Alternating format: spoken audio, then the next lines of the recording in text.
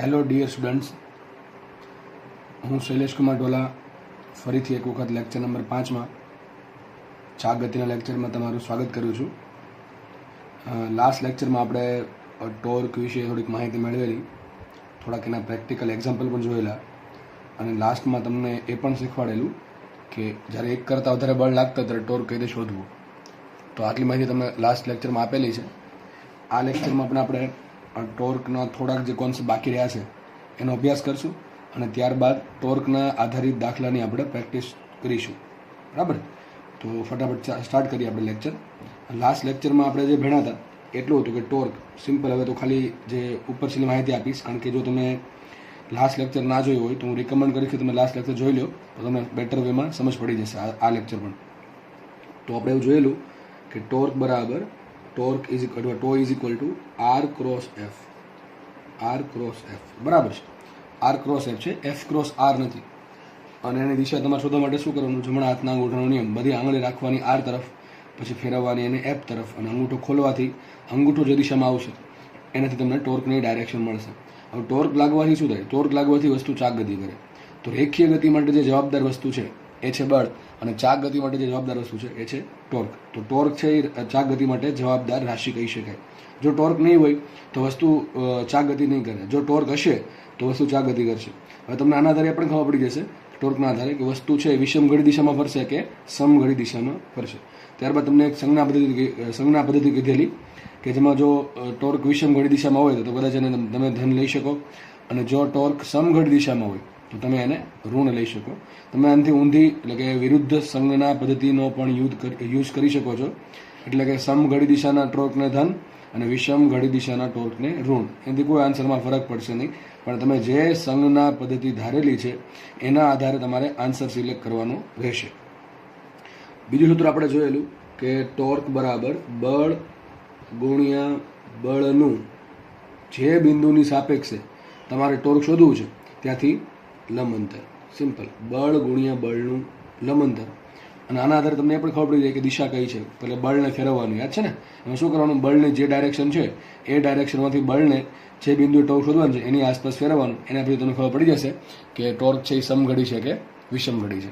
Next આપણે આગળ વાત કરીએ તો આને આમ પણ લખાય, torque is equal to r F sine theta. શું આવે? Torque is equal to r F sine theta. આટલું જોયેલું. અને ત્યારબાદ આપણે સંજ્ઞા પદ્ધતિની વાત કરેલી. તો આ લેક્ચરમાં આપણે એક નવો ટોપિક ભણશું જેનું નામ છે બળ યુગ્મ. સિમ્પલ, બળ યુગ્મ, અથવા સિમ્પલ આને કહેવાય કપલ. કપલ જે છે બળ યુગ્મ, બરાબર છે, એ બહુ આઈએમપી વસ્તુ છે, ઇમ્પોર્ટન્ટ વસ્તુ છે. ધોરણ 12માં પણ આ 2-3 ચેપ્ટરમાં આવશે, એટલે આને બહુ વ્યવસ્થિત રીતે સમજી લેવી જરૂરી છે. ચલો, કપલ કોને કહેવાય જુઓ. માનો કે એક સળીઓ છે, ધ્યાનથી સમજજો. એક સળીઓ છે, બરાબર છે. એનું માનો કે એનું આ ઇંચ પોઈન્ટ છે અથવા ફલક્રમ પોઈન્ટ છે, બરાબર. માનો કે સળિયા પર આ રીતે બળ લગાડું, એફ બળ લગાડું છું અહીંયા અને એફ બળ લગાડું છું અહીંયા, અને આ પોઈન્ટથી છે સળિયો કેવો છે? હિંજ કરેલો છે. હિંજ તો બધાને ખબર જ હશે, લાસ્ટમાં કીધેલું છે, લાસ્ટ લેક્ચરમાં. ચલો, શું થશે? આમાં ટોર્ક લાગશે કે નહીં લાગે? કાલે મેં તમને સમજાવેલું કે આમાં ટોર્ક લાગશે ડબલ. જો માનો કે અંતર છે એક્સ, કેટલું છે અંતર? એક્સ. આ કેટલું અંતર છે? એક્સ. ચલો, ટોર્ક કેટલું લાગશે? ફટાફટ આપણે ફાઇન કરીએ. ટોર્ક બરાબર કેટલું લાગશે? બોલો, સાથે વિચારો થોડુંક પહેલાં. શું કીધેલ છે? માનો કે મારે આ પોઈન્ટની આસપાસ ટોર્ક શોધવાનું છે, તો આને ફેરવો આની બાજુ, કઈ દિશામાં ફરશે? વિષમ ઘડીમાં. વિષમ ઘડીમાં ટોર્ક લાગશે. વિષમ ઘડીમાં કેટલું ટોર્ક લાગશે? એફએક્સ. કેટલું લાગશે? એફએક્સ. એ જ રીતે આના કારણે અહીંયા કેટલું ટોર્ક લાગશે? તો આને ફેરવો અહીંયા ક્યાં ફરશે? એ પણ વિષમ ઘડીમાં જ ફરે છે, તેનું ટોર્ક બને છે કેટલું? વિષમ ઘડી જેટલું એફએક્સ. તો ટૂંકમાં આના કારણે ટોર્ક ઉત્પન્ન થાય છે એફએક્સ, બરાબર ને? કઈ રીતે આવ્યું? આ સૂત્ર યુઝ કર્યું. ટોર્ક બરાબર બળ ગુણ્યા બળનું લંબ અંતર. તો અહીંયા બળ એફ છે, લંબ અંતર છે એક્સ, તો ટોર્ક આવ્યું એફએક્સ. એ જ રીતે અહીંયા બળ છે એફ અને એનું લંબ અંતર છે ક્યાંથી? અહીંથી. આ લંબ અંતર જ છે, એવું ખબર ન પડે લંબ અંતરની, તો દર વર્ષે કહું છું કે આ બળને થોડુંક લંબાવી દેવાનું આ રીતે. એટલે આ થઈ ગયું એનું લંબ અંતર અહીંથી. આ પ્રમાણે આ લંબ અંતર થઈ ગયું એક્સ. તો આ બંનેના કારણે ટોર્ક એક જ દિશામાં છે અને બંને ટોર્ક પણ સરખું છે. તો કુલ ટોર્ક કેટલો આવશે? ધારો કે આને કીધું આપણે ટાઉ 1, આને કીધું ટાઉ 2, તો બંને એક જ દિશામાં ટોર્ક છે. અને બંને વસ્તુ શું ટ્રાય કરે છે કે આ જે સળીઓ જે છે અથવા જે પદાર્થ છે એ વિષમ ઘડી દિશામાં ફરે. કેટલા ટોર્કથી ફરશે? 2fx. કેટલા ટોર્કથી ફરશે? 2fx. હવે આ ટાઈપના કેસ સોલ્વ કરવા માટે એક ઇઝી રીત છે. ઇઝી રીત કે પહેલું જોવાનું, શું બે બળ સરખા છે? હા, બળ બંને સરખા છે. શું બંને બળો એક રેખસ્થ છે? ના, એક રેખસ્થ નથી. એક રેખસ્થ કોને કહેવાય? અહીં સાઈડમાં કહું, માનો કે એક બળ આમ લાગે છે, બરાબર, બીજું બળ આમ લાગે છે, તો આને એક રેખસ્થ કહેવાય. એક જ રેખામાં છે, બરાબર. આમ આમ આડા હોય તો ચાલે, પણ આમ હોય તો સપોઝ કે એક બળ અહીંયા લાગે છે એફ, ધ્યાનથી સમજજો, બરાબર. એક બળ અહીંયા લાગે છે એફ, બંને વચ્ચે થોડું અંતર છે, તો આ બે બળને એક રેખસ્થ ના કહેવાય. સમજ પડે? જેમ કે એક બળ ધારો કે આ પ્રમાણે છે એફ, એક બળ આમ છે એફ, તો આ બંને બળ એક રેખસ્થ નથી. આ બંને બળ એક રેખસ્થ નથી. કેમ? કારણ શું? અરે કારણ એ છે કે બંને એક દિશામાંથી પસાર થતા નથી. આ બે બળ છે સામસામા એક જ દિશામાં, એ એક રેખસ્થ છે. તો બળ યુગ્મની વાત કરું છું. બળ યુગ્મ માટે કન્ડિશન, આઈએમપી વસ્તુ પર બળ યુગ્મ, તો બળ યુગ્મ માટેની કન્ડિશન કઈ? જુઓ, પહેલી કન્ડિશન, બંને બળના મૂલ્ય સમાન. બીજું, બંને બળ વિરુદ્ધ દિશામાં. બંને બળ ક્યાં હોવા જોઈએ? વિરુદ્ધ દિશામાં હોવા જોઈએ. ત્રીજી કન્ડિશન, બંને બળ વિરુદ્ધ દિશામાં તો હોવા જોઈએ, પણ એક રેખસ્થ ન હોવા જોઈએ. એક રેખસ્થ ન હોય તો એ બળ યુગ્મની રચના કરે. જેમ કે જો અહીંયા જુઓ, આ બળ કેટલું છે એફ, આ બળ કેટલું છે એફ. બળ કેવા છે? સરખા છે. બંને બળ સરખા છે. પહેલી વસ્તુ સેટિસ્ફાય થાય છે. બંને બળ એટલે કે મૂલ્ય સરખા છે. બીજી વસ્તુ, બંને બળ પરસ્પર વિરુદ્ધ દિશામાં છે ને, આ દિશામાં છે, ધારો કે ઋણ એક્સમાં છે તો આ ધન એક્સમાં છે. ત્રીજી કન્ડિશન, બંને બળ એક રેખસ્થ ન હોવા જોઈએ. ચલો, એક રેખસ્થ છે ના, એક આ દિશામાં જ પસાર થાય છે અને એક આ દિશામાંથી પસાર થાય. તો બંને બળ એક રેખસ્થ નથી. ટૂંકમાં બે બળ ભેગા થઈને શું કરે છે? બળ યુગ્મની રચના કરે છે. શું કરે છે? બળ યુગ્મની રચના, એટલે કે કપલ ફોર્સિસ છે. કયા છે ફોર્સિસ? આ કપલ ફોર્સિસ છે. અને કપલ ફોર્સિસના કારણે, સૂત્ર ડાયરેક્ટ આપી દઉં છું, કપલ ના લીધે, યાદ રાખજો, બહુ આઈએમપી સૂત્ર છે, કપલના લીધે ઉદ્ભવતું ટોર્ક.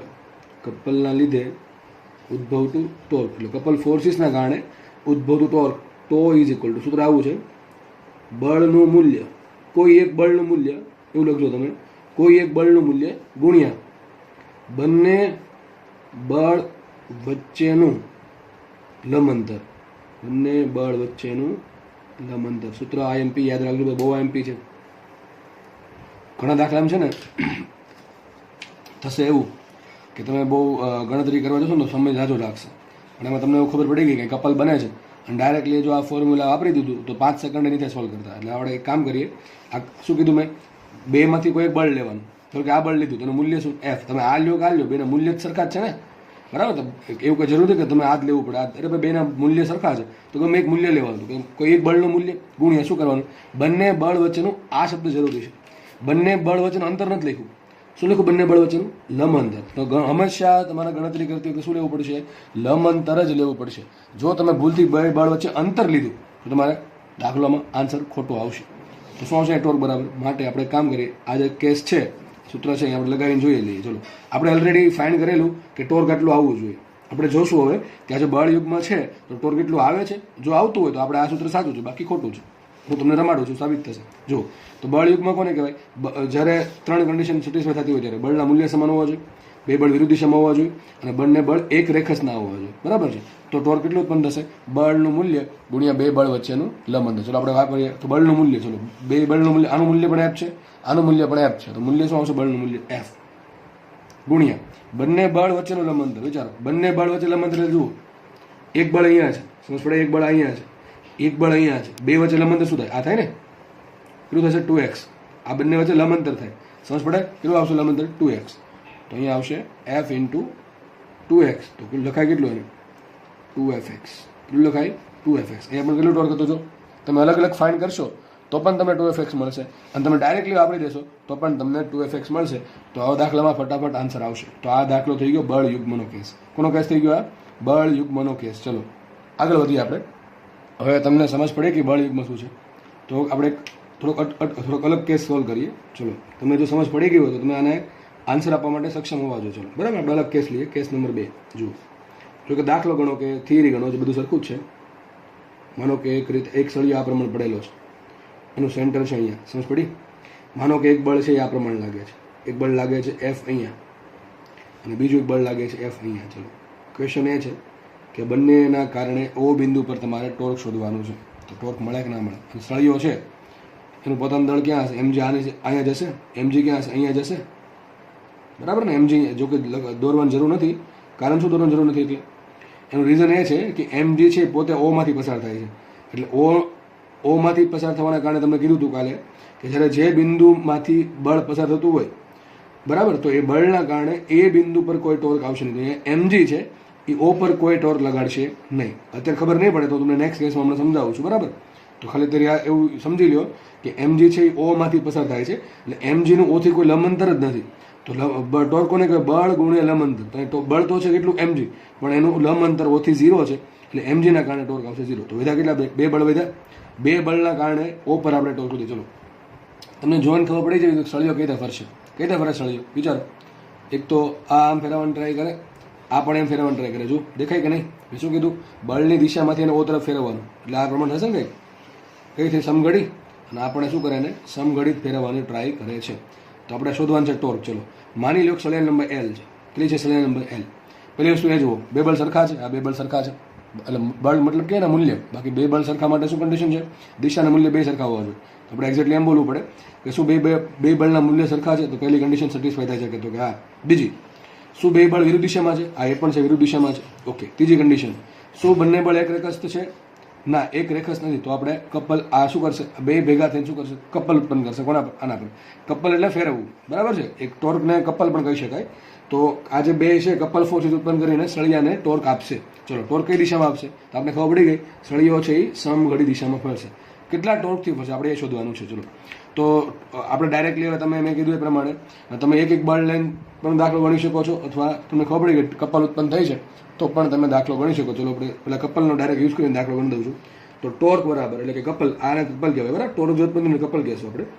તો કપલ ઇઝ ઇક્વલ ટુ કેટલો આવશે? બોલો સૂત્ર શું કીધું મેં? બેમાંથી કોઈ એક બળનું મૂલ્ય. ચલો એફ, એ તો મૂલ્ય એફ થઈ ગયું, ગુણ્યા બંને બળ વચ્ચેનું લંબ અંતર. અંતર નહીં, આ અંતર થઈ ગયું એલ. પણ આપણે શું લેવાનું છે? લંબ અંતર લેવાનું છે. લંબ અંતર કોને કહેવાય? છોકરાઓ છે ને મોસ્ટલી લંબ અંતર લેવામાં જ પ્રોબ્લેમ થાય. તો મેં તમને હંમેશા કહું છું કે એવું લાગે ને તો બળની કાર્યરેખા દર્શાવી દે. એટલે કે ટૂંકમાં બળને દિશા લંબાઈ દેવાની આ પ્રમાણે. માનો કે આ પ્રમાણે લંબાઈ દીધી. આ બળ છે એ આ દિશામાં છે, એ જ રીતે આ બળ છે આ રીતે છે, બરાબર? આવું થઈ ગયું. હવે બે વચ્ચે લંબ અંતર શું થાય? સીધી વાત છે, આ થાય લંબ અંતર, આ થશે લંબ અંતર. સપોઝ કે એંગલ અહીંયા થીટા આપેલો છે, તો તમને માનો કે રકમમાં કીધું છે એંગલ થીટા છે, બરાબર? 30 ડિગ્રી 60 ડિગ્રી ગમે એટલા આપ્યા હશે, બરાબર? 0 ડિગ્રી વચ્ચે શું થાય? તો આ કેસ અહીંયા લો, 0 ડિગ્રી વાળો કેસ, 2fx, બરાબર? તો ચલો આપણે આ કેસ સોલ્વ કરવાનો છે. તો હવે એક કામ કરીએ, torque is equal to F into લંબંતર. લંબંતર શોધવું પડે તો લંબંતર ખબર પડી કે આપણને આ છે. જુઓ તો આ શું બન્યું? એક કાટકોણ ત્રિકોણ બનશે અહીંયા. તો આ શું બન્યું? કર્ણ બનશે. કર્ણની લંબાઈ કેટલી? એલ છે. તો સામે શું સાઇન થીટા આવે? શું થાય? L sine theta. તો સામેની બાજુ આવશે એલ સાઇન થીટા. ટૂંકમાં બંને બળ વચ્ચે અંતર કેટલું આવ્યું? બંને બળ વચ્ચે અંતર આવ્યું એલ, કેપિટલ એલ. તો આવશે અહીંયા એલ સાઇન થીટા. તો આ ઉત્પન્ન થઈ ગયું ટોર્ક. આટલું ટોર્ક ઉત્પન્ન થશે, બરાબર? સોરી, અહીંયા ખૂણો 90 ડિગ્રી આવશે, 0 ડિગ્રી નહીં આવે અહીંયા, બરાબર? થીટા 90 ડિગ્રી છે. તમે સાઇન 90 મૂકો તો આવશે એફ ઇન્ટુ એલ. અને એલ શું છે? સળિયાની કુલ લંબાઈ. અહીં સળિયાની કુલ લંબાઈ કેટલી હતી? 2x. તો કેટલા આવશે? 2fx, બરાબર? એ રીતે તો તમને ટોર્ક મળી ગયું કે ના મળી ગયું? બરાબર? ઘણા કેસ અમારે આમ ટોર્ક નથી મેળવવું, અમારે અલગ અલગ બળના આધારે મેળવવું. ચલો માનો કે એની બુદ્ધિ ન ચાલી કે કપલ ઉત્પન્ન થાય છે, અથવા તમને એવું કીધું એક બળ F1 છે ને એક બળ F2 છે, તો તમે શું કરશો? શું કહું છું? એક બળ F1 છે, એક બળ F2 છે, તો કપલ ઉત્પન્ન થાય? તો કપલ ઉત્પન્ન થાય નહીં. તો કપલ ઉત્પન્ન ન થાય તો દાખલો સોલ્વ કેમ કરો? તમારે અલગ અલગ બળ લેવું પડે, એક બળનું ઓથી લંબંતર લેવું પડે, પછી બે બળનો ટોર્ક જે ઉત્પન્ન થાય છે, જો એક દિશામાં હોય તો સરળો કરો, અને જો વિરુદ્ધ દિશામાં હોય તો એની બાદબાકી કરવી પડે. ચલો આપણે નેક્સ્ટ કેસ લઈને આપણે સમજીએ. તો બધાને આ તો ખબર પડી જ ગઈ છે ટોર્ક કપલના કારણે કઈ રીતે ઉત્પન્ન થાય છે, બરાબર? આપણે નેક્સ્ટ આગળ વધીએ. હવે નેક્સ્ટ ક્વેશ્ચન તમારી સામે છે. એક તમને આકૃતિ આપેલી છે, બરાબર? માનો કે જે સળિયો છે એની લંબાઈ એલ છે. કેટલી છે લંબાઈ? એલ લંબાઈનો સળિયો છે.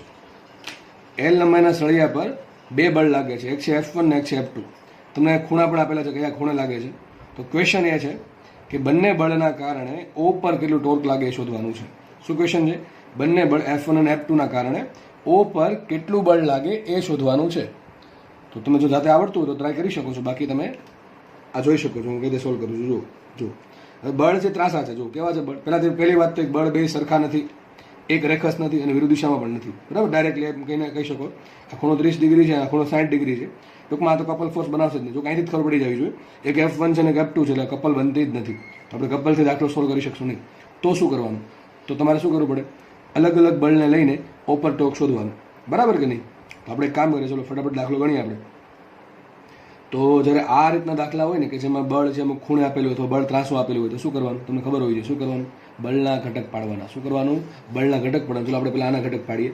તો આનો ઘટક શું આવશે? જો અહીંયા ખૂણો બન્યો તો ઘટક કઈ રીતે પડશે? જેના ઘટક પડે છે એ વચ્ચે રહી, બે ઘટક એકબીજાને લંબ હોય અને ખૂણાની નજીકનો ઘટક કોસ લેવાનો અને પેલો ઘટક સાઈન લેવાનો. ચલો આ ખૂણો અહીંયા બને છે તો આ ઘટક કયો આવશે? આ ઘટક આવશે F1 cos 30 ડિગ્રી. કયો આવશે? આ F1 cos 30 ડિગ્રી. અને અહીંયા ઘટક આવશે, આ આવશે F1 sin 30 ડિગ્રી. આ આવશે F1 sin 30 ડિગ્રી. બરાબર, બે ઘટક પડ્યા. ચલો અહીંયા આની વાત કરીએ. બીજો બળ છે F2. તો F2માં પણ સેમ વસ્તુ થશે, એના પણ બે ઘટક પડશે. તો એક આ ઘટક, ચલો આ ઘટક શું આવશે? એક આ ઘટક પડશે અને ઘટક અહીંયા પડશે. ખૂણાની નજીકનો ઘટક કોસ હોય તો આ ઘટક કયો હોય? F2 cos 60 degree. કેટલા હશે? F2 cos 60 degree. આ હશે F2 sin 60 ડિગ્રી. સમજો, બરાબર છે? તો હવે ચાર બળ છે મારી પાસે. F2 sin 60, F2 cos 60, F1 cos 30, F1 sin 30 ને પોતે હજી આનું વજન ક્યાં લાગતું છે? આમ જ લાગતું છે. સળિયો ઉપું છે એટલે વજન બળ લાગતું છે mg. આટલા કુલ 5 બળ છે. તો કુલ 5 બળના કારણે ઓ પર કેટલું ટોર્ક લાગે, તો સળિયા પર કેટલું ટોર્ક લાગે આપણે શોધવાનું છે. ચલો, તો 3 બળના કારણે ટોર્ક 0 થઈ જશે. કયા 3 બળ છે? વિચારવા. કયા 3 બળના કારણે ટોર્ક 0 થઈ જશે? ટોર્ક લાગે ક્યારે? જો બળનું O થી લંબાંતર હશે. તો હું એમ કહું, એક ધ્યાનથી સમજજો. હવે હું તમને એમ કહું, સમજો કંઈ, સપોઝ અહીંયા તમને સમજાવું કે O પોઈન્ટ અહીંયા છે, O પોઈન્ટ છે અહીંયા છે, O પોઈન્ટ અહીંયા છે, બરાબર છે? એક બળ છે ઉપરથી આ પ્રમાણે લાગે છે, F જેટલું બળ લાગે છે. તો આ બળના કારણે ટોર્ક શું આવશે? આ બળ છે ઓથી લંબાંતર ધરાવે છે? ના, ઓથી લંબાંતર ધરાવતું નથી. બરાબર છે? ચલો આ એક બળ આમ લાગે છે તો પણ ઓથી લંબાંતર બીજું ધરો કે બળ છે F ડેશ. તો F ડેશ છે એ પણ ઓથી લંબાંતર ધરાવતું નથી. તો ટોર્ક કોને કહેવાય? બળનું ખાલી મહત્વ નથી, લંબાંતરનું પણ મહત્વ છે. તો ટોર્ક બરાબર બળ ગુણ્યા લંબાંતર. હવે બળ તો છે પણ લંબાંતર છે, તો F ના કારણે ટોર્ક 0 થાય. એ પ્રમાણે F ડેશ ના કારણે પણ ટોર્ક 0 થાય. ચલો આના કારણે ટોર્ક કેટલું થાય? આના કારણે વિચારો, F ડબલ ડેશ. ચલો આના કારણે પણ ટોર્ક કેટલું? 0. કારણ કે આખું ઓમાંથી પસાર થતું. એક વસ્તુ યાદ રાખો, જ્યારે બળની કાર્યરેખા જે બિંદુમાંથી ટોર્ક શોધવાનું છે એમાંથી પસાર થતી હોય ત્યારે એના કારણે ટોર્ક 0 આવે. લખી રાખી લાઈન. શું? કે જેની સાપેક્ષે ટોર્ક શોધવાનું છે, જો બળની કાર્યરેખા એ જ બિંદુમાંથી પસાર થતી હશે તો એ બળના કારણે ટોર્ક 0 આવશે. કારણ શું? કે એ બળનું લંબાંતર 0 થશે. સમજ પડે છે? સપોઝ કે એક બળ છે આ પ્રમાણે લાગે, આમ F ટ્રિપલ ડેશ. તો ચલો આના કારણે ટોર્ક કેટલો આવશે? 0 આવશે. તો જે બળની કાર્યરેખા O બિંદુમાંથી પસાર થતી હશે એના કારણે ટોર્ક 0 છે. માનો કે O બિંદુ અહીંયા છે અને બળ આમ છે, બળ આમ. ચલો તો ટોર્ક લાગશે, આ 100% લાગશે. કારણ કે બળ એ છે અને લંબાંતર એ છે. સમજ પડે કે નહીં? તો લંબાંતર હોવું જરૂરી છે. જો લંબાંતર હશે તો જ ટોર્ક લાગશે, બાકી લંબાંતર નહીં હોય તો ટોર્ક લાગશે 0. ચલો એ જે કોન્સેપ્ટનો યુઝ કરીએ. જુઓ, F1 sin 30 છે ને આગળ લંબાવીએ. F1 sin 30 છે આગળ લંબાવો તો ક્યાંથી પસાર થશે? O માંથી પસાર થશે. ટૂંકમાં F1 sin 30 નું O માંથી પસાર થવાના કારણે ટોર્ક 0 છે. કેમ? એનું લંબાંતર 0 છે. પહેલી વાત ખબર પડી. પછી mg તો પોતે mg O માંથી ઉત્પન્ન થાય છે, કારણ કે સેન્ટર ઓફ માસ ક્યાં છે? O પર છે. તો mg ના કારણે પણ ટોર્ક 0. અને છેલ્લે આવ્યું F2 cos 60. F2 cos 60 ને પાછળ લંબાવો તો ક્યાંથી પસાર થયું? O માંથી પસાર થયું તો એના કારણે પણ 0. હા, જો એવું હોત કે O અહીંયા છે ને F2 cos 60 અહીં કંઈક હોત, અહીંયા હોત તો આટલું લંબાંતર આવત, આટલું. બરાબર, પણ એવું થતું નથી. જ્યાં O છે એ જ દિશામાં F2 cos 60 છે. તો F1 sin 30 mg અને F2 cos 60 બધાના કારણે ઉત્પન્ન થતું ટોર્ક કેટલું છે? બધાના કારણે ઉત્પન્ન થતું ટોર્ક 0 છે. તો ખાલી આપણે બે જ બળ વધ્યા. કયા? એક વધ્યું F1 cos 30 અને એક વધ્યું F2 sin 60. ચલો, F1 cos 60 ના કારણે કેટલું ઉત્પન્ન થાય? સોરી, F1 cos 30 ના કારણે કેટલું ટોર્ક ઉત્પન્ન થાય? જો આટલી લંબાઈ કેટલી છે? આ લંબાઈ કુલ L છે. આ લંબાઈ કુલ L લંબાઈ છે. આ લંબાઈ કુલ L છે. તો આ લંબાઈ કેટલી હશે? L/2 હશે. તો લંબાઈ કેટલી આવી ગઈ? L/2. ચલો, લંબાઈ આવી ગઈ L/2. ચલો આ લંબાઈ નીચેની લંબાઈ કેટલી આવશે? એ પણ L/2 જ આવશે. કેટલી લંબાઈ આવશે? L/2 જ આવશે. બરાબર છે? તો જુઓ, હવે F1 cos 30 છે અને O શું કરશું આપણે? O ની આસપાસ ફેરવશું. ચલો, એની દિશા ક્યાં છે? આ બાજુ છે. તો આ બાજુથી આપણે ઓ તરફ ફેરવશું. તો જે ફેરવીએ તો ક્યાં ફેરવશે? આ સમઘડીમાં. ક્યાં ફેરવશે? સમઘડી દિશામાં. તો આના કારણે ટોર્ક આવશે કેટલું? ચલો ટોર્ક 1 કીધું. ટોર્ક 1 બરાબર શું થાય? F1 sin 30 નું ઓથી લંબાંતર. મેં શું કીધું? એવું લાગે તો બળને લંબાઈ દેવાનું આ રીતે. ઓથી લંબાંતર કેટલું? આટલું થાય. કેટલું થાય? L/2. તો શું ટોર્ક આવશે? F1 cos 30 ડિગ્રી આ બળનું મૂલ્ય ગુણ્યા લંબાંતર કેટલું આવશે? L/2. અથવા કિંમત મૂકીએ તો ટોર્ક 1 = F1 રાખો એમને. cos 30 ની કિંમત શું આવે? √3/2 અને ઇન્ટુ L/2 શું આવશે? I think F1 √3 F1 L/4 આટલું ટોર્ક આવશે. કેટલું? √3/2 ઇન્ટુ 2 થઈ ગયા 4. બરાબર. ટોર્ક 1 આવી ગયું. કઈ દિશામાં? સમઘડી દિશામાં. આપણને એક ટોર્ક મળી ગયું ઉપરના બળના કારણે. બરાબર. આગળ વધીએ. નીચે હજી એક બળ છે F2 cos sin. કેવું છે? F2 cos. ચલો આના કારણે ટોર્ક 0 થઈ ગયું. ચલો આના કારણે શોધીએ. તો આ શું કરશે? આને ફેરવો કોની આસપાસ? O આસપાસ. અને પકડીને O ની આસપાસ ફેરવવા માંડવાનું. કઈ દિશામાં ફરશે? સમઘડી દિશામાં. તો આ પણ ફરશે સમઘડી દિશામાં જ તે. તો કેટલું ટોર્ક આવશે? ટોર્ક 2 = બળ. બળનું મૂલ્ય કેટલું? F2 sin 60. બળનું મૂલ્ય ગુણ્યા બળનું O થી લંબાંતર. જેમ કે આને આમ લંબાઈ દેવાનું. તો લંબાંતર શું થશે? L/2. આ થશે લંબાંતર. બરાબર છે. તો ઇન્ટુ આવશે L/2. તો ટોર્ક 2 = ચલો sin 60 ની કિંમત શું આવશે? sin 60 ની કિંમત શું હોય? √3/2 રહેશે. કેટલી હશે? √3/2. તો આવશે F2 ઇન્ટુ √3/2 ઇન્ટુ L/4. એટલે શું આવશે? √3 F2 L/4. આપણે ક્યાં છે? સમઘડી દિશામાં જ છે. બરાબર છે. બંને સમઘડી દિશામાં જ છે. એટલા માટે કહી શકાય કે બંનેના કારણે કુલ ટોર્ક કેટલું લાગશે? બંનેનો સરવાળો. એક જો સમઘડીમાં હોય, એક વિષમઘડીમાં, તો બેની બાદબાકી કરવી પડે. બે વિષમઘડીમાં હોય તો સરવાળો કરો, બે સમઘડીમાં હોય તો સરવાળો કરો. કારણ કે આ શું ટ્રાય કરે છે કે ભાઈ આ સળીઓ છે એ સમઘડીમાં ફરે. આ શું ટ્રાય કરે? આ પણ એમ ટ્રાય કરે કે સળીઓ સમઘડીમાં ફરે. તો બંનેના કારણે કુલ કેટલો પડશે? બંનેનો સરવાળો થાય. એટલે ખાય કુલ ટોર્ક = શું આવશે? √3 F1 L/4 પહેલું ટોર્ક સમઘડીમાં પ્લસ બીજું કેટલું છે? પહેલું આટલું હતું, બીજું આટલું છે. √3 F2 L/4. તો કુલ કેટલું આવશે? એમાંથી √3 L/4 કોમન આવશે. વધશે શું? અહીંયા F1 પ્લસ F2. આટલું ટોર્ક ઉત્પન્ન થશે. બરાબર છે. અને જો આ બે બળના મૂલ્ય સરખા હોત, અહીંયા પણ F હોત ને અહીંયા પણ F હોત. વિચારો શું હોત? અહીંયા F હોત, અહીંયા F હોત. તો આ ઘટક શું પડે? F cos 30. આ ઘટક શું પડે? F sin 60. હવે F sin 60 ને શું કહેવાય? sin 60 ને શું કહેવાય? cos 30 કહેવાય કે ના કહેવાય? શું કહેવાય? cos 30 કહેવાય ને. સમજ પડે કે નહીં? sin 60 ની કિંમત કેટલી હોય? √3/2. cos 30 ની કિંમત કેટલી હોય? √3/2. તો અહીંયા શું આવત? F sin 60. F sin 60 ને શું કહી શકીએ આપણે? F cos 30. તો ઉપર પણ F cos 30 હોત, નીચે પણ F cos 30 હોત. બંને બળ વિરુદ્ધ દિશામાં છે, બંને બળના મૂલ્ય સરખા છે અને બંને એક રેખા સાથે. એટલે તો શું ઉત્પન્ન થાય? તો કપલ ઉત્પન્ન થાય. તો ટોર્ક કેટલો આવે? ચાલો F cos 30 અહીંયા છે, F cos 30 અહીંયા છે અને લંબાઈ છે L. બે વચ્ચે, બંને વચ્ચે કેટલું અંતર છે? બળ વચ્ચે. પછી ઓ ભૂલી જવાનું. શું જોવાનું? ખાલી બળ વચ્ચે લંબાંતર જોવાનું. બળ વચ્ચે અંતર કેટલું છે? L. તો કેટલું આવત? F cos 30 × L. શું આવત? F cos 30 × L એવું આવે. બરાબર. આપણે આગળ વધીએ હવે અને કદાચ મૂકી જુઓ, તમે ટ્રાય કરી જુઓ. F cos 30 × L મૂકો તો શું આવશે? અહીંયા આન્સર આવે ટોર્ક = F cos 30 એક બળનું મૂલ્ય ગુણ્યા લંબાંતર L. તો F × cos 30 શું હોય? √3/2 × L. તો શું આન્સર આવે? √3 FL/2. શું આવત? √3 FL/2. જો એક કામ કરો, અહીં મૂકી જુઓ તમે. F1 = F2 મૂકી જુઓ. F1 = F2 = F મૂકો. ટૂંકમાં F1 બરાબર પણ F મૂકો અને F2 બરાબર પણ F મૂકો. શું આવત? F + F 2F. અને 2F ઉપર છે, નીચે 4, નીચે શું વધે? 2 વધે. શું વધે? √3L × F/2 આવી ગયું. જો પણ એવું ક્યારે કરી શકો તમે? જો બે બળના મૂલ્ય સરખા હોય તો. એ નથી, એટલા માટે આપણે આ રીતે કરવું પડ્યું. તમને ખબર પડી? ટોર્કના દાખલા કઈ રીતે સોલ્વ થાય છે. બરાબર છે. આના પછી આપણે એક નેક્સ્ટ કોન્સેપ્ટ ભણીશું. બરાબર છે. ચલો જોઈએ. માનો કે એક સળીઓ છે, ધ્યાનથી સમજો. ધારો કે એને આ પોઈન્ટે ફિક્સ કરી દીધો. ફિક્સ નથી કર્યો, હિંજ કર્યો. શું કર્યો? હિંજ. ફિક્સ કરવો અને હિંજ કરવામાં ફરક છે. એટલો ફરક એ છે કે હિંજ કરશો તો એ આ પ્રમાણે ગતિ કરી શકશે. આ પ્રમાણે ફિક્સ કરશો એટલે ફિક્સ થઈ ગયું, હલશે જ નહીં. તો આપણે શું કરીએ છીએ? હિંજ કરેલો છે. ટૂંકમાં સળીઓ જે છે એ આ પ્રમાણે ગતિ કરી શકે છે. માનો કે અહીં એક બળ લગાડું છું આ પ્રમાણે F. કેટલું બળ લગાડું છું? F. કયા ખૂણે? થીટા ખૂણે. કયા ખૂણે લગાડું છું? થીટા ખૂણે. ચલો હવે આના કારણે ટોર્ક કેટલું ઉત્પન્ન થાય જોવાનું છે. અને ધારો કે આ જે લંબાઈ છે L. કેટલી છે લંબાઈ? L, X અથવા R ગમે છે તમે લઈ શકો છો. હવે ક્વેશ્ચન એ છે કે ટોર્ક કેટલું ઉત્પન્ન થાય. તમને આવડી જવું જોઈએ કેટલું ટોર્ક ઉત્પન્ન થશે. ચલો આવડે છે કે નહીં? ચલો શું કરશું આપણે? બળના બે ઘટક પાડશું. એક ઘટક પડશે અહીંયા, એક ઘટક પડશે અહીંયા. ચલો આ ઘટક કયો આવશે? F cos θ. કેટલો ઘટક આવે? એક F cos θ અને એક ઘટક આવશે F sin θ. કયો ઘટક આવશે?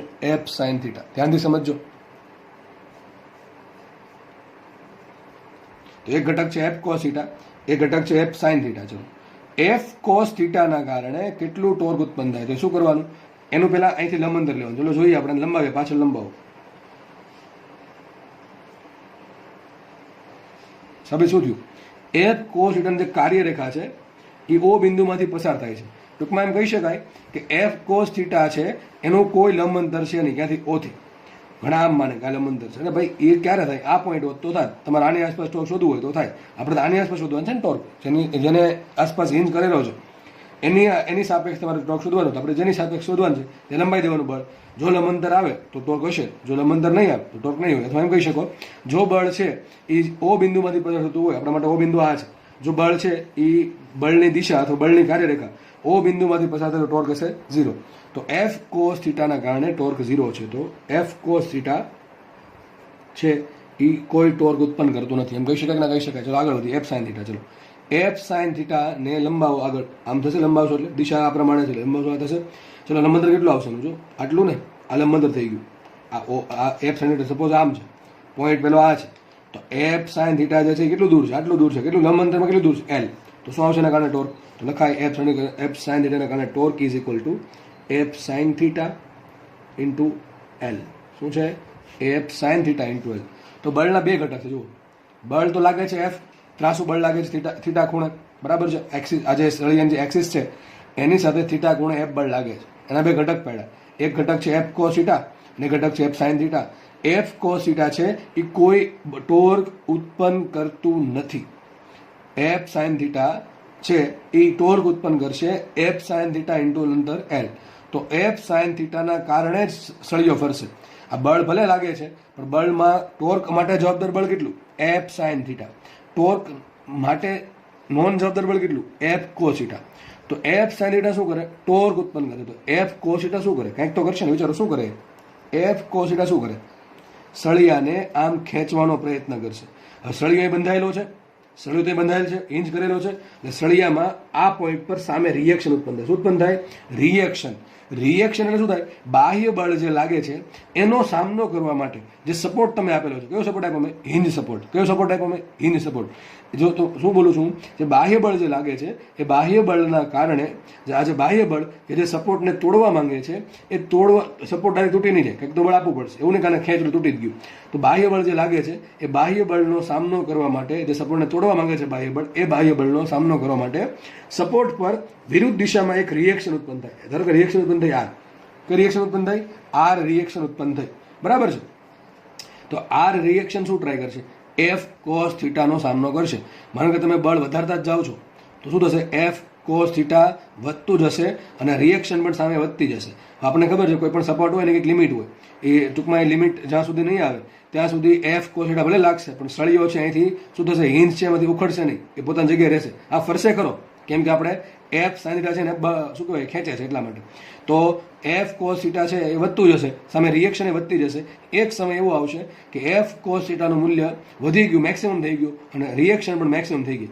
રિએક્શન મેક્સિમમ થાય એટલે ટૂંકમાં આ જે સપોર્ટ છે એ હવે મેક્સિમમ સપોર્ટ પૂરો પાડે છે, એનાથી વધારે સપોર્ટ પૂરો પાડી શકશે નહીં. અને એફ કોસ થીટાનું મૂલ્ય જો એ આર મેક્સિમમ કે જે સપોર્ટ પાડવા માટે મહત્તમ છે, કે એનાથી વધારે સપોર્ટ આકે છે ભાઈ આ સળિયાને કે હું આનાથી વધારે સપોર્ટ પૂરો પાડીશ નહીં, જો એટલું થઈ ગયું અને બળ એફ કોસ થીટા જો થોડું કે વધશે તો સળિયો અહીંથી તૂટી જશે, બરાબર, એનું શિયર થઈ જશે, તો બ્રેકડાઉન થશે, એમ કહી શકો તમે. તો સળિયો તૂટશે પછી તો શું હાથમાં આવી જશે, પછી આગળ ગતિ કર્યા કરશે, ટોર્કનો કોઈ સવાલ જ આવતો નથી. તો જુઓ બળ જે લાગે છે એક્ઝેક્ટલી શું કરે છે, જો બળ છે એ બે વસ્તુ કરે છે. એક તો સળિયાને ફેરવે છે, કયા બળથી, એફ સાઇન થીટાના કારણે, F sine theta into L જેટલા ટોર્કથી. અને બીજું બળ છે એફ કોસ થીટા, એ શું કરે છે, સળિયાને ઉખેડી નાખવાની ચાહત ધરાવે છે. તો એના કારણે અહીંયા હિંજ સપોર્ટ પર એક રિએક્શન ઉત્પન્ન થશે, કઈ દિશામાં, વિરુદ્ધ દિશામાં. અને એમ કહી શકીએ, માનો કે સળિયો માત્ર ટોર્ક જ અથવા સળિયો માત્ર ચાક ગતિ કરે છે, તો ક્યારે પોસિબલ થાય, સળિયો ખાલી ફરે જ છે, આમ નથી જતો, ક્યારે પોસિબલ થાય, જેટલું બળ અહીંથી લાગે છે એટલું બળ સામે લાગતું હોય. સાબિત શું થાય, r is equal to F cos theta. સાબિત થાય r is equal to F cos theta. ટૂંકમાં આટલી રિએક્શન ઉત્પન્ન થાય, કેટલી, આર બરાબર એફ કોસ થીટા જેટલી. પણ રિએક્શનની એક લિમિટ છે, આની કોઈ લિમિટ નથી. આ તમે બહારથી જેટલું આપી શકો એટલું આપી શકો છો, પણ આ જે સપોર્ટ છે એની રિએક્શન ઉત્પન્ન કરવાની એક લિમિટ છે. એ લિમિટથી જો બાહ્ય બળ લાગ્યું વધારે તો સળીઓ માટે હિન્જ સપોર્ટ તૂટી જશે અને સળીઓ પછી ધીમે ધીમે આગળ ગતિ કરશે. સમજ પડે કે નહીં? બરાબર છે? ખબર પડી છે? બધી ખબર પડી છે શું થાય છે એક્ઝેક્ટલી? તો જો બળ છે, હવે વિચારો તમે, જો માત્ર તમારે બળને સળિયાને ફેરવવો જ છે તો બળ આમ ત્રાસ લગાવવું છે, સીધું જ લગાવવું છે? સીધું લગાવવું છે. તમે જે દરવાજાને ખેંચો છો, વિચારો, દરવાજાને તમે આમ આમ આમ આમ કરવાના બદલે આમ ખેંચો, ત્રાસો. સમજ પડે? દરવાજો આપણે આમ આમ ખોલવો જોઈએ કે નહીં? મને કે હેન્ડલ છે, આ હેન્ડલ છે, દરવાજો આપણે આ પ્રમાણે ખેંચીએ, સીધો ખેંચવો જોઈએ. મને તમે આમ ખેંચો, આમ, તો શું થશે? એના બે ઘટક પડશે. તમે દરવાજાના ટૂંકમાં આમ ખેંચો છો, આમ, તો બે ઘટક પડશે. એક ઘટક આમ આવશે ને એક ઘટક આવશે આ રીતે. તો આ જે ઘટક, આ ચલો આ ઘટક છે ટોર્ક ઉત્પન્ન કરશે. બરાબર? દરવાજો અહીંયા છે, આ દરવાજો છે, ટોપ વ્યૂમાંથી આવું દેખાશે. આ દરવાજો છે, બરાબર? દરવાજો છે, ધીસ ઇઝ અ ડોર. અહીંથી એનું શું કરે? સપોર્ટ આપેલો છે દિવાલ જોડે. હવે આ ઘટક છે શું કરે? દરવાજાને ખેંચવાનું ટ્રાય કરે. કઈ બાજુ? પોતાની તરફ. તો હકીકત છે ને, જે પેલા મિજાગરા લગાડેલા હોય ને, જે સપોર્ટ, બરાબર છે, એ સપોર્ટ શું કરશે? સામે રિએક્શન ઉત્પન્ન કરશે દિવાલ તરફ. બરાબર છે? અને આ શું કરે? આ ઘટક જે છે બળનો, એ શું કરે? દરવાજાને ખોલવાનો પ્રયત્ન કરે. સમજ પડે કે નહીં? તો તમે જો મને કે વધારે બળ લગાડ્યું હોય તો કેટલું લગાડી નહીં શકો. મિજાગરા તો એટલે બધા મજબૂત જ હોય છે કે ડાયરેક્ટ હાથમાં બહાર નહીં આવી જાય. બરાબર? પણ જો આ બળનું મૂલ્ય જો વધતું જાય તો એક સમય એવો કે દરવાજો છે એ દિવાલથી ડી અટેચ થઈ જશે. બરાબર છે? અટેચ નહીં રહે, બરાબર, છૂટું પડી જશે. તો હકીકત દરવાજાને ખોલવા માટે આ પ્રમાણે બળ લગાડવું જોઈએ. અને આ પ્રમાણે જ આપણે નોર્મલી બળ લગાડીએ છીએ, નોર્મલ વ્યક્તિ. આગળ વધીએ. ચલો, તો તમને ટોર્ક શું છે, કપલ શું છે, કપલના આધારે ફોર્સ, ટોર્ક કઈ રીતે શોધવું, અલગ અલગ બળ આપેલા તો ટોર્ક કઈ રીતે શોધવું, એ બધી ખબર તમને પડી ગઈ. બરાબર છે? અને આઈ હોપ કે તમને બહુ સારી રીતે ખબર પડી ગઈ છે.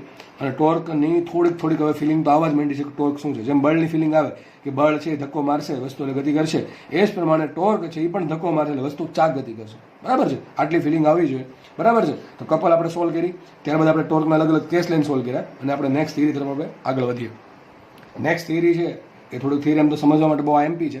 બરાબર? અને નામ છે પદાર્થનું સંતુલન અથવા સમતોલન. તો સંતુલન કરવાનું છે. સંતુલન કોને કહેવાય એ આપણે સમજશું. ચલો, બે પ્રકારના સંતુલન આવે, અનુકૂળ 3 પ્રકારના સંતુલન આવે. પહેલું સંતુલન છે રેખીય સંતુલન. રેખીય સંતુલન. બીજું છે ચાક ગતીય સંતુલન અને છેલ્લે છે કુલ સંતુલન. બરાબર? સમતોલન. રેખીય સંતુલન કોને કહેવાય? સિમ્પલ. જો માનો એક પદાર્થ છે, એના પર આ બાજુ બળ લાગે છે F. મારે આને સંતુલિત અવસ્થામાં રાખવો છે. સંતુલિત અવસ્થા કોને કહેવાય? બે વસ્તુ હોવી જોઈએ. એના પર પરિણામી બળ 0 હોવું જોઈએ. શું હોવું જોઈએ? પરિણામી બળ 0. પરિણામી બળ 0 થાય તો પ્રવેગ 0 થાય. શું થાય? એનો પ્રવેગ પણ 0 થાય. અને જો પ્રવેગ 0 થાય તો વેગ અચળ રહે. કેવો રહેવો જોઈએ? એનો વેગ અચળ રહેવો જોઈએ. હવે વેગ અચળ તો બે ભાગ પડે. કાં તો એનો વેગ નિયમિત અચળ રહેવો જોઈએ, ટૂંકમાં વેગનું મૂલ્ય ફિક્સ રહેવું જોઈએ, અચળ રહેવું જોઈએ, અથવા મૂલ્ય 0 રહેવું જોઈએ, મૂલ્ય 0 રહેવું જોઈએ.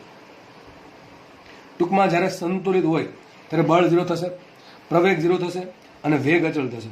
વેગ અચળ એટલે વેગનું મૂલ્ય બદલાય નહીં. સમજ પડે છે? માનો કે વસ્તુ છે 10 મીટર પર સેકન્ડના વેગથી ગતિ કરે છે, તો 10 મીટર પર સેકન્ડના વેગથી જ ગતિ કરતી રહેવી જોઈએ. અથવા એને પણ એમ કહી શકાય કે વેગ નથી બદલાતો. અથવા એમ કહી શકો કે વસ્તુ સ્થિર છે તો સ્થિર જ રહેવી જોઈએ. પહેલા વેગ કેટલો? 0. હવે કેટલો વેગ? 0. તો ટૂંકમાં વેગ 0 0 0 0, વેગ બદલાતો નથી. તો 0 વેગને પણ અચળ વેગ કહેવાય. સમજ પડે છે? 0 વેગને પણ અચળ વેગ કહી શકાય. બરાબર છે? તો બે કન્ડિશન છે કે વસ્તુ સંતુલિત રહેવા માટે કાં તો એનો વેગ અચળ રહેવો જોઈએ, નિયમિત અચળ વેગે ગતિ કરવી જોઈએ, અથવા એનો વેગ 0 હોવો જોઈએ. બરાબર? તો આપણે વિચારીએ, માનો કે આ જે બોક્સ છે અથવા જે પદાર્થ છે એના પર આ બાજુ F બળ લાગ્યું, તો આને સંતુલિત રાખવા માટે શું કરવું પડે? સામે બીજું બળ F લાગવું જોઈએ. જો આ લાગે તો જ વસ્તુ સંતુલનમાં રહે. માનો કે એના પર ઉપર તરફ એક બળ લાગ્યું F ડેશ, તો 100% નીચે એક રિએક્શન ફોર્સ લાગવું જોઈએ F ડેશ, તો જ આ વસ્તુ સંતુલનમાં રહે. ટૂંકમાં કોઈ પણ ધારો કે આ દિશામાં, માનો કે આ દિશામાં એના પર F ડબલ ડેશ બળ લાગ્યું, તો સામે વિરુદ્ધ દિશામાં એટલા જ મૂલ્યનું F ડબલ ડેશ બળ લાગવું જોઈએ. જો આવું થાય તો વસ્તુ સંતુલનમાં રહે. તો રેખીય, આ કઈ સંતુલન વાત કરી છે? રેખીય સંતુલન. જો રેખીય સંતુલન આવશે ત્યાં બળ આવશે, ચાક ગતીય સંતુલન આવશે ને ટોર્ક આવશે. સમજ પડે છે? તો રેખીય સંતુલનની કન્ડિશન શું કઈ? પદાર્થ પર લાગતું પરિણામી બાહ્ય બળ સદિશ F ઇઝ ઇક્વલ ટુ 0. માનો કે એક પદાર્થ પર 3D માં બળ લાગે છે. બરાબર છે? તો 3D માં જે બળ લાગે છે એનું પરિણામી 0 થવું જોઈએ. મતલબ શું થયો? જેટલા બી બળ લાગે છે, ટૂંકમાં એક્ઝેક્ટલી આમ કહી શકાય, summation F is equal to 0. માનો કે એક કરતાં વધારે બળ લાગે છે, 4-5 બળ લાગે છે, તો બધા બળનું પરિણામી સદિશ F1 પ્લસ સદિશ F2 પ્લસ સદિશ F3 પ્લસ સદિશ F4 પ્લસ સદિશ F5 ડોટ ડોટ ડોટ, ધારો કે n બળ લાગે તો પ્લસ ડોટ ડોટ સદિશ Fn, બધા એનું ભેગું થઈને 0 થાય. મતલબ એમ કહી શકાય એક બળ આમ ખેંચે, બીજું વિરુદ્ધ ખેંચતું હશે, ત્રીજું આમ ખેંચે, ચોથું વિરુદ્ધ ખેંચતું હશે, એ રીતે કંઈક ભેગા થઈને શું થાય છે? એનું પરિણામી 0 થતું હોય તો વસ્તુ રેખીય સંતુલનમાં રહે. પહેલી વસ્તુ પાકી છે, કોઈ દિવસ એકલું બળથી સંતુલનમાં રહી નહીં, એકલું બળ લાગે નહીં, બીજું બળ સામે લાગતું જશે, રિએક્શન ફોર્સ તો ઉત્પન્ન થઈ જ જાય, બરાબર છે. તો સદિશ summation F is equal to 0. આ શું છે? પરિણામી બાહ્ય બળ 0 થાય તો વસ્તુ રેખીય સંતુલનમાં રહે. 3 ઘટક પડે તો આમે લખી શકાય કે બધા બળોના એક્સ ઘટક 0 થવા જોઈએ, બધા બળોના વાય ઘટક 0 થવા જોઈએ, સરવાળો એનો, અને બધા બળોના ઝેડ ઘટકનો સરવાળો 0 થવો જોઈએ. તો કન્ડિશન આ લ્યો કે આ લ્યો બે સરખી જ છે. તો રેખીય સંતુલન હોવા માટે 3 કન્ડિશન થઈ ગઈ. જેટલા બી બળ લાગે છે 5, તો 5 બળના એક્સ ઘટકનો તમે શું કરવાનો? સરવાળો કરવાનો. કયો? બેઝિક સરવાળો. ધન એક્સમાં આવીને ધન લ્યો, ઋણ એક્સમાં આવીને ઋણ લ્યો, અને બધા બળ 5 નું જો 0 થાય તો એ એક્સ દિશામાં સંતુલનમાં છે. એ જ પ્રમાણે જેટલા બી બળો લાગે છે એનો વાય ઘટક લ્યો, અને વાય ઘટકનો બેઝિક સરવાળો કરો, અને જો સરવાળો 0 આવે તો એ વાય દિશામાં સંતુલનમાં છે, અને ઝેડ ઘટકનો સરવાળો કરવાનો બળનો, અને જો એ 0 આવે તો વસ્તુ ઝેડ દિશામાં પણ સંતુલનમાં છે, અને જો ત્રણેય 0 આવે તો વસ્તુ ટોટલ એટલે કે શું થાય? બધી દિશામાં સંતુલનમાં છે. માનો એવું થયું કે એક્સ દિશામાં સરવાળો 0 થયો, વાય દિશામાં સરવાળો 0 થયો, કોનો? બળનો, પણ ઝેડ દિશામાં સરવાળો 0 ન થયો. મતલબ શું થયો? વસ્તુ પર વાય દિશામાં કોઈ બળ નથી લાગ્યું, વસ્તુ વાય દિશામાં ગતિ નહીં કરે. ઝેડ એક્સ દિશામાં નથી લાગ્યું, એક્સ દિશામાં ગતિ નહીં કરે, પરંતુ ઝેડ દિશામાં બળ લાગે છે, એટલે વસ્તુનો વેગ અથવા પ્રવેગ ઝેડ દિશામાં હશે. સમજ પડે છે? તો વસ્તુ સંતુલનમાં કહેવાય નહીં, તો વસ્તુ ગતિ કરતી કહેવાય. સમજ પડે છે? અને ગતિ કેવી કરશે? પ્રવેગી ગતિ કરશે. કેવી ગતિ કરશે? પ્રવેગી ગતિ કરશે. તો રેખીય સંતુલન તમને સમજ પડી જવી જોઈએ કે 3 કન્ડિશન છે. જો બધી કન્ડિશન ફૂલફિલ થાય, આ 3 કે એક્સ દિશામાં કુલ સરવાળો 0 બળનો, એ પ્રમાણે વાયમાં બધો સરવાળો 0, અને એ પ્રમાણે ઝેડ દિશામાં બધા બળનો સરવાળો 0 થાય, એટલે કે કુલ બળ જેટલું બી બળ લાગે છે, જેટલા બી બળ, એનું પરિણામી બળ જો 0 થાય તો વસ્તુ રેખીય સંતુલનમાં કહેવાય. આટલી ખબર પડી ગઈ? ચલો નેક્સ્ટ આગળ વધીએ. બીજું લઈએ ચાક ગતીય સંતુલન. ચાક ગતીય સંતુલન, આને ઇંગ્લિશમાં કહેવાય લિનિયર ઇક્વિલિબ્રિયમ. શું કહેવાય? ઇક્વિલિબ્રિયમ એટલે સંતુલિત રહેવું. આને કહેવાય રોટેશનલ ઇક્વિલિબ્રિયમ. મતલબ કે વસ્તુ છે એ કોઈ દિશામાં ગતિ નથી કરતી બળના કારણે. રેખીય સંતુલન મતલબ એમ થાય. અથવા ગતિ કરે છે તો અચળ વેગથી કરે છે. એ જ રીતે અહીંયા ચાક ગતીય સંતુલન. જો ચાક ગતિમાં જવાબદાર કોણ છે ગતિ કરવા માટે? ટોર્ક છે. રેખી ગતિમાં કોણ છે? બળ છે. તો આ સમજાઈ ગયું, તો આ સમજાઈ જશે. માનો કે એક વસ્તુ છે, સપોઝ કે આ પ્રમાણે કોઈ વસ્તુ છે, એના પર 4-5 ટોર્ક લાગે છે. ટોર્ક 1 કંઈક સપોઝ કે આમ ફેરવવાનું ટ્રાય કરે, ટોર્ક 2 છે કે આમ ફેરવવાનું ટ્રાય કરે, ટોર્ક 3 છે કે આમ ફેરવવાનું ટ્રાય કરે છે, બરાબર? તો આવા 4-5 ટોર્ક લાગે છે અલગ અલગ દિશામાં. અને તમને ખબર છે ટોર્ક કેવી રાશિ છે? સદિશ રાશિ. તમને સમજાયેલું છે ટોર્કના 3 ઘટક નોર્મલી લઈએ આપણે, ટાઉ એક્સ, ટાઉ વાય અને ટાઉ ઝેડ. તો માનો કે આના પર જેટલા બી ટોર્ક લાગે છે એ બધા ટોર્કનું પરિણામી ટોર્ક, માનો કે એક છે એ સમઘડી દિશામાં ફેરવવાનું ટ્રાય કરે તો સામે બીજું એટલા જ ટોર્કથી વિષમઘડી દિશામાં ફેરવવાનું ટ્રાય કરે. જેમ કે આ પેન છે, એને હું આમ ટ્વિસ્ટ કરવાનું ટ્રાય કરું, એ બરાબર છે, બરાબર? બે દિશામાં સરખી દિશામાં ટ્વિસ્ટ કરવાનું ટ્રાય કરું તો શું થશે? ટ્વિસ્ટ થશે જ નહીં. કેમ કે ટ્વિસ્ટ થવા માટે વિરુદ્ધ દિશામાં આ પ્રમાણે ખબર પડે ને ટ્વિસ્ટિંગ કોને કહેવાય. આ ટ્વિસ્ટિંગ તમે ભણાવેલ છો ક્યાં? ઘન પદાર્થ યાંત્રિક ગુણધર્મમાં ટ્વિસ્ટિંગ ભણાવેલ છે. એ ટ્વિસ્ટિંગ ટોર્ક ઉત્પન્ન થાય. જો આ ઉત્પન્ન થયું, બરાબર છે? જે શું કરે? આખી પેનને આમ આમ આમ આ પ્રમાણે વિરુદ્ધ દિશામાં ફેરવવાનું ટ્રાય કરે, સામસામા બળ. તો માનો કે પેન છે એને હું આ પ્રમાણે બળ લગાડું, આ પ્રમાણે, તો જો ગતિ કરે છે પણ ટોર્ક લાગતું નથી. તો આ પ્રકારનું ટૂંકમાં જેટલા બી બળ લાગે છે એના કારણે જે ટોર્ક ઉત્પન્ન થાય છે, કારણ કે torque 1, torque 2, torque 3, dot dot dot torque n, એ જેટલા બી ટોર્ક ઉત્પન્ન થયા એ બધા ટોર્કનો તમારે શું કરવાનું? સદિશ સરવાળો કરવાનો. અને જો એ સદિશ સરવાળાનો પરિણામી ટોર્ક 0 આવે તો એમ કહી શકાય કે વસ્તુ ચાક ગતિય સંતુલનમાં છે. તો કન્ડિશન શું છે? પરિણામી કુલ ટોર્ક અથવા પરિણામી ટોર્ક, બાહ્ય ટોર્ક તો બાહ્ય જ હશે, પરિણામી ટોર્ક ટાઉ સદિશ tau is equal to 0. Main condition આ છે. અથવા એમ કહી શકો કે જેટલા બી ટોર્ક લાગે છે, જો મને એક કરતાં વધારે ટોર્ક લાગતા હોય, બરાબર છે? જો કે એક કરતાં વધારે લાગતો તો ચાક ગતિ સંતુલનમાં હોય, પણ એક ટોર્ક લાગશે જ નહીં, બરાબર? એક કરતાં વધારે ટોર્ક જ લાગશે, કારણ કે બીજું જ્યાંથી રેન્જ કરેલ છે ત્યાં રિએક્શન ઉત્પન્ન થશે ટોર્કની. તો ફિક્સ કરેલ હોય ત્યાં વધારે રિએક્શન ઉત્પન્ન થાય. આપણે બધા નથી પડવું. તો સિમ્પલ કન્ડિશન એ છે કે જેટલા બી ટોર્ક લાગે છે એનું પરિણામી ટોર્ક 0 હોવો જોઈએ. તો બરાબર 5 ટોર્ક લાગે તો torque 1, torque 2, dot dot torque 5, એ બધા શું કરવાનું? સદિશ સરળો કરવાનું. અને એનો આન્સર જો 0 આવે તો એમ કહી શકાય કે વસ્તુ પર પરિણામી ટોર્ક 0 છે, એટલે વસ્તુ ફરશે નહીં. અને ફરતી રમત શું કહેવાય? ચાક ગતિય સંતુલનમાં. આના 3 ઘટક પડે તો આમ કહી શકાય કે ટાઉ એક્સ બરાબર 0, જેટલા બી ટોર્ક લાગે છે એનો એક્સ ઘટક લ્યો, એનો સરવાળો કરો. કયો? બેઝિક સરવાળો. ધન હોય તો ધન લ્યો, ઋણ હોય તો ઋણ લ્યો, અને એનો જો આન્સર 0 આવે તો વસ્તુ એક્સ દિશામાં ચાક ગતિય સંતુલનમાં, ટૂંકમાં વસ્તુ છે એ એક્સ દિશામાં ફરશે નહીં. એ જ પ્રમાણે તો Y is equal to 0 summation, અને summation tau Z is equal to 0. ત્રણેય જો એક સાથે થતું હોય તો મતલબ કહી શકાય કે વસ્તુ છે કુલ ચાક ગતિય સંતુલનમાં છે. માનો કે ટાઉ ઝેડ 0 ન આવ્યો કે વેલ્યુ આવી કે 10 વેલ્યુ આવી, મતલબ એમ થાય કે વસ્તુ છે એ ઝેડ દિશાને અનુલક્ષીને 10 ન્યૂટન પર મીટરના ટોર્કથી ગતિ કરે છે. પણ વાયમાન એક્સમાં જો ટોર્ક 0 આવે મતલબ એમ થાય કે એનો ચાક ગતિય સંતુલન એક્સ દિશામાં અને વાય દિશામાં છે પણ ઝેડ દિશામાં નથી. ત્રણેય 0 આવે મતલબ શું થશે? વસ્તુ ફરશે નહીં, કારણ કે એના પર પરિણામી ટોર્ક 0 છે. અને ત્રીજું સંતુલન લઈએ કુલ સંતુલન. ઘણી વખત એવું બનતું હોય છે કે વસ્તુ જો ટોર્ક આગળ માટે બળ લાગવા જ પડે, બળ લાગતા હોય તો વસ્તુ કદાચ એવું બને કે બળ છે એક જ દિશામાં લાગતા હોય તો શું થશે? વસ્તુ ગતિ કરી શકે, તો આવશે કુલ સંતુલન. કુલ સંતુલન ક્યારે સ્થપાય? બોલો, કુલ સંતુલન ક્યારે સ્થપાય? કુલ એટલે કઈ વાત છે? રેખીય સંતુલન પણ હોવું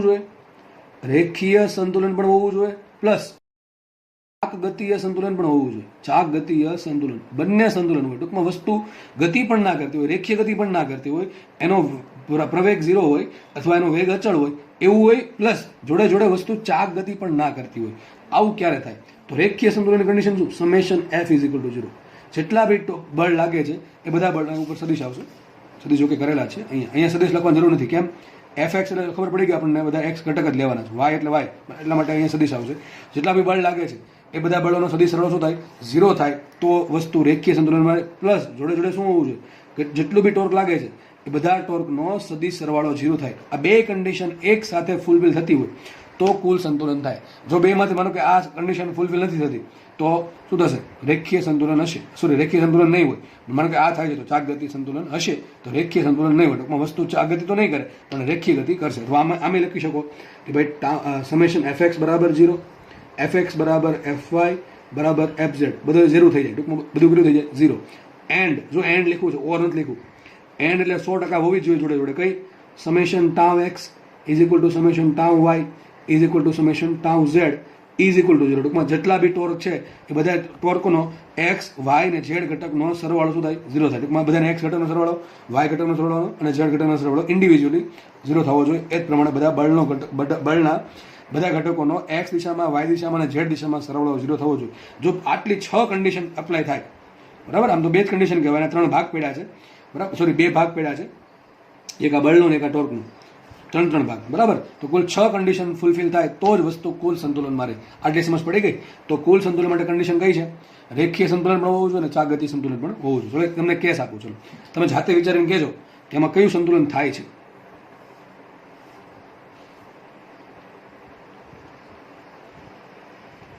વિચારો કઈ સંતુલન થાય આમાં? પેલા આપણે રેખીય સંતુલનની વાત કરીએ. ચલો, રેખીય સંતુલન થાય. રહી ગયું, સોરી, F બળ લાગે છે. રેખીય સંતુલન થાય છે. રેખીય સંતુલન માટે કન્ડિશન શું? જેટલું આપણા માટે બોડી આ છે, પદાર્થ આ છે, પદાર્થ પર જેટલું બી બળ લાગે છે એ બધા બળનું પરિણામી બળ શું હોવું જોઈએ? 0 હોવું જોઈએ. બરાબર, ઘડીક mg ભૂલી જાવ, અથવા માનો કે mg છે અને બાહ્ય બળ F છે, તો શું થાય? આમાં રેખીય સંતુલન થાય. રેખીય સંતુલનની કન્ડિશન શું? પરિણામી બળ 0. ચલો, ઉપર કેટલું બળ લાગે? F, નીચે કેટલું બળ લાગે? F. બે બળનું પરિણામી કેટલું? 0. અહીં શું થાય? સમેશન F = 0 થાય. કઈ થતું? થાય છે ને. તો આ શું છે? રેખીય સંતુલનમાં છે. લખા અહીંયા રેખીય સંતુલનમાં છે. શેમાં છે? આ રેખીય સંતુલનમાં છે. ચલો, માનો કે આની આસપાસ ટોર્ક શોધો. આ બિંદુની આસપાસ ટોર્ક શોધો. અહીં ટોર્ક લાગશે આના કારણે, F ના કારણે ટોર્ક 0, F ના કારણે ટોર્ક 0. ચલો, આ બિંદુ આસપાસ ટોર્ક શોધો. આ બિંદુ આસપાસ, ચલો, આ બિંદુ, આ ખબર પડી ગઈ ને? બે બળ છે એ O માંથી પસાર થાય છે. તમને કીધું છે જ્યારે બળ છે O માંથી પસાર થાય ત્યારે ટોર્ક 0 હોય. તો આ બે બળના કારણે અહીંયા કોઈ ટોર્ક રાખવાનું. ચલો, અહીંયા ટોર્ક શોધો. અહીંયા ટોર્ક શોધો. અહીંયા આ શું કરશે? આ બિંદુને આમ ફેરવવાનું ટ્રાય કરે. કઈ દિશામાં? વિષમઘડી દિશામાં. અને આ શું ટ્રાય કરશે? એ જ બિંદુને ફેરવવા બાજુ કઈ દિશામાં ફેરવશે? સમઘડી દિશામાં. કેટલું ટોર્ક અંતર છે? L. કેટલું છે? અડધું અંતર L છે. તો ટોર્ક કેટલું લગાડે? FL. આગળ ટોર્ક લગાડે છે FL. એક ટોર્ક લગાડે છે FL, બીજો પણ લગાડે છે FL. બે ટોર્કના મૂલ્ય કેવા છે? સરખા છે. ટોર્ક કે છે આ શું કરશે? વિષમઘડી દિશામાં ફેરવવાનું ટ્રાય કરે. આપણે સમઘડી દિશામાં એક ટોર્ક ઋણ આવશે ને એક ટોર્ક ધન આવશે. પરિણામી ટોર્ક કેટલું? 0. કોઈ પણ બિંદુ, તમે આ બિંદુ લ્યો, આ બિંદુ લ્યો, આ બિંદુ લ્યો, કે આ વચ્ચેનું બિંદુ લ્યો, દરેક બિંદુ પર બે બળના કારણે પરિણામી ટોર્ક પણ 0 છે. તો summation torque is also equal to 0. તો શું આવશે? અહીંયા ચાક ગતિય સંતુલનમાં પણ છે. તો વસ્તુ અહીંયા ફરશે નહીં અને વસ્તુ અહીંયા ચાક ગતિ નહીં કરે. જેમ કે આ જે માનો કે પેન છે, તમે એને ખેંચો, બે સાઈડથી ખેંચો, સરખા જ બળથી ખેંચવાનું છે, તો શું ફરશે? ના, ફરશે તો નહીં જ. શું એ ચાક ગતિ કરશે? નહીં. શું એના પર રેખીય ગતિ કરશે? નહીં. હા, એવું બને કે જો એક બળ વધી જાય, એક બળ ઘટી જાય તો પછી તો જોવું પડે. તો શું કરશે? ઉપર ગતિ કરશે. સમજ પડે છે? સમજ પડે કે નહીં પડતી? ચલો, અને ઓ બિંદુ પર ટોર્ક તો 0 જ થશે. નેક્સ્ટ કેસ લઈએ. ચલો વિચારો થોડુંક જાતે, કયું સંતુલન છે જોજો.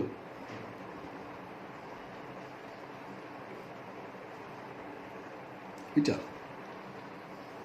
પહેલા જુઓ. રેખીય સંતુલન છે. રેખીય સંતુલન માટે કન્ડિશન કઈ જોવાનું જ નહીં. શું જોવાનું? ખાલી બળ અને બળની દિશા. ઉપર આ સળિયો છે, આ સળિયો આખો સળિયો છે, આ સપોઝ કે ઓ બિંદુ છે. આ જે સળિયો છે એ સળિયા પર ઉપર તરફ કુલ કેટલું બળ લાગે છે? એફ. નીચે તરફ કુલ કેટલું બળ લાગે? એફ. તો ઉપર તરફ કુલ બળ લાગે એફ, નીચે તરફ કુલ બળ લાગે એફ, તો પરિણામી બળ કેટલું? 0. કેટલું બળ પરિણામી બળ છે? 0. તો સમેશન એફ સદિશ એફ ઇઝ ઇક્વલ ટુ 0. ટૂંકમાં શું થાય? સળિયો રેખીય સંતુલનમાં છે. ટૂંકમાં પેન છે આમ, તો પેન છે એ ઉપર ગતિ નહીં કરે, નીચે ગતિ નહીં કરે, સ્થિર રહેશે. એક દોરી આમ છે ને એક દોરી આમ છે. શું એના પર ટોર્ક 0 થાય? ના થાય. જોઈને ખબર પડી જાય. શું બનાવે? આ કપલ બનાવે છે. શું બનાવે છે? આ કપલ બનાવે છે. સપોઝ કે કુલ લંબાઈ છે એલ, કુલ લંબાઈ છે કુલ એલ, તો સમેશન ટોર્ક શું આવશે? અથવા કુલ ટોર્ક શું આવશે? 0 આવશે? 0 નહીં આવે. Is not equal to 0. કેટલો આવશે? Torque is equal to summation torque કેટલો આવશે? તો બે બળ છે એ બળ સરખા છે, એક રેકસ નથી અને વિરુદ્ધ દિશામાં છે, એટલે કપલ ઉત્પન્ન કરશે. અને કપલના કારણે કેટલું ટોર્ક ઉત્પન્ન થાય? એક બળનું મૂલ્ય ગુણ્યા બે બળ વચ્ચે અંતર. કેટલું આવશે? બળનું મૂલ્ય એફ ને બે બળ વચ્ચે અંતર એલ. તો આટલું ટોર્ક ઉત્પન્ન કરશે. તો આ શું થશે? મને કે પેન છે, પેન મને કે એના વચ્ચેથી ઇંચ કરી દીધી આપણે, બરાબર છે? ઇંચ કરવી જરૂરી, બાકી તમને થોડુંક આમ ફરતું એવું લાગશે, બરાબર? આ પ્રમાણે જોઈ શકો તમે. મને કે આ પેન છે, એક દોરી આ બાજુ બાંધો ને એક દોરી આમ બાજુ અને ખેંચી આને, તો આવું કંઈક થશે. તો પેન છે ગતિ નથી કરતી. જો પેન કઈ ગતિ કરે? ખાલી ચાક ગતિ કરે, રેખીય ગતિ કરતી નથી. એના જો ઓ પોઈન્ટ છે ફિક્સ રહી. સમજ પડે છે કે નહીં? તો આ પ્રકારના કિસ્સામાં રેખીય સંતુલન થાય છે પણ ચાક ગતિ સંતુલન, ચલો ચાક ગતિ સંતુલન થતું નથી. ચલો એક કામ કરું, આમ કરી દો. હવે શું થાય? વિચારો. શું રેખીય સંતુલન થાય? ના, નહીં થાય. કેમ? વસ્તુ છે એના પર ઉપર તરફ બળ લાગે છે એફ, નીચે તરફ બળ લાગે છે 2f. તો વસ્તુ છે એના પર નીચે તરફ હજી બળ લાગશે. કેટલું? એફ. એફ લાગે છે, નીચે 2f લાગે છે, તો 2f ના એક ઘટક ક્યાં આવી જશે? એફ નો સામનો કરવામાં. તો એફ આ 0 થઈ ગયું, અહીં કેટલું હજી બળ વધશે? એફ. ટૂંકમાં આ છેડો છે એ હજી ગતિ કરવાનો ટ્રાય કરશે, જોડે જોડે ફરવાનો પણ ટ્રાય. ટૂંકમાં આવું કંઈક થશે. વિચાર, આવું કંઈક થશે. આ પોઈન્ટ અહીં કરેલો છે એટલે આવું સમજ પડે છે? જોડે જોડે ગતિ કરશે અને જોડે જોડે ફરશે પણ ખરું. ટૂંકમાં એકેય સંતુલન થતું નથી. કયું? ચાક ગતિ સંતુલન થતું અને રેખીય સંતુલન પણ થતું નથી. બરાબર? આપણે નેક્સ્ટ કેસ લઈએ ફટાફટ. એક મને કે આ રીતે. ચલો, આ કયું સંતુલન થાય છે? પહેલી વાત તો એ શું રેખીય સંતુલન થાય છે? ના, રેખીય સંતુલન થતું. કારણ શું એનું? ઉપર તરફ કુલ કેટલું બળ લાગે છે? 2f. નીચે તરફ કુલ કેટલું બળ લાગે? 0. તો કુલ કેટલું બળ લાગે છે? ઉપર તરફ 2f લાગે છે અને પરિણામી બળ તો 0 થયું નહીં. પરિણામી બળ તો કેટલું થયું? f. તો રેખીય સંતુલન નથી. ચલો, ચાક ગતિ સંતુલન છે. વિચારી જો જાતે. આ કેસ જો કે તમે કરાવેલો પણ છે. આ ટોર્ક લગાડો, આ શું કરશે? આમ ફેરવવાનું ટ્રાય કરે. આ શું કરશે? આમ ફેરવવાનું ટ્રાય કરે. અને બંનેનું અંતર તો સરખું જ છે. સેન્ટર પોઈન્ટ બંનેનું અંતર કેવું છે? સરખું છે. તો અહીં શું થશે? ચાક ગતિય સંતુલન થશે. શું થશે? અહીંયા ચાક ગતિય સંતુલન થશે. કે બંનેના કારણે ટોર્ક છે એ સરખા મૂલ્યનું પરસ્પર વિરુદ્ધ દિશામાં લાગે છે, એટલે પરિણામી ટોર્ક શું હશે? 0 હશે. એટલા માટે અહીંયા ચાક ગતિય સંતુલન હશે. સમજ પડી ગઈ? ચલો, હવે ખાસ કેસ. મને કે એક બળ લાગે છે અહીંયા એફ, બરાબર? એક બળ લાગે છે અહીંયા, એનું મૂલ્ય છે એલ, અને બીજું બળ લાગે સપોઝ કે અહીંયા લાગે છે એફ. એમ ધારો કે અંતર છે આ, સપોઝ લઈ લઈએ આપણે, સપોઝ L/2 લઈ લઈએ. કેટલું લઈએ? L/2. ચલો, ઓ પર, ઓ ની આસપાસ ટોર્ક શોધો.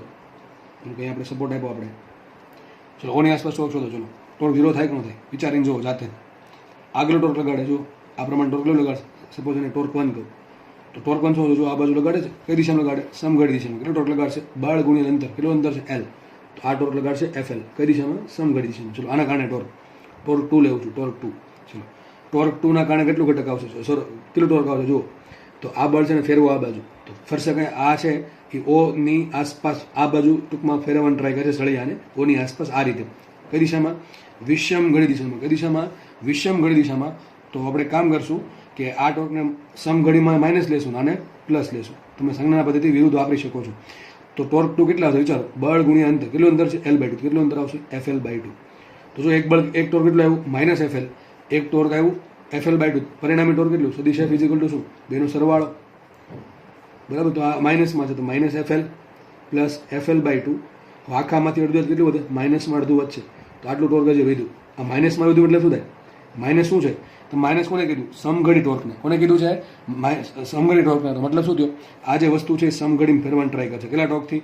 FL/2 ને. તો જો ટોર્ક પરિણામી ટોર્ક 0 નથી. તો વસ્તુ અહીંયા શું ચાગગતિ સંતુલનમાં છે? ના, ચાગગતીય સંતુલનમાં નથી.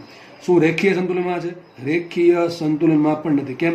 ઉપર તરફ બળ લાગે છે. કેટલું? 2F બળ લાગે છે. કેટલું બળ લાગે છે? 2F બળ. તો રિએક્શન ઉત્પન્ન થાય.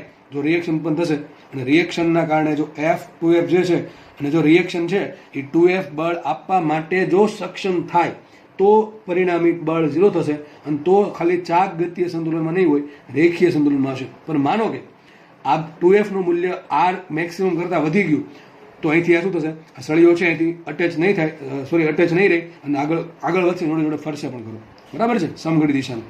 પણ આ જો અહીં સપોર્ટ આપેલો છે, આપણે સપોર્ટ આપેલો એટલે રિએક્શન ઉત્પન્ન થશે એટલે પહેલાં શું થશે?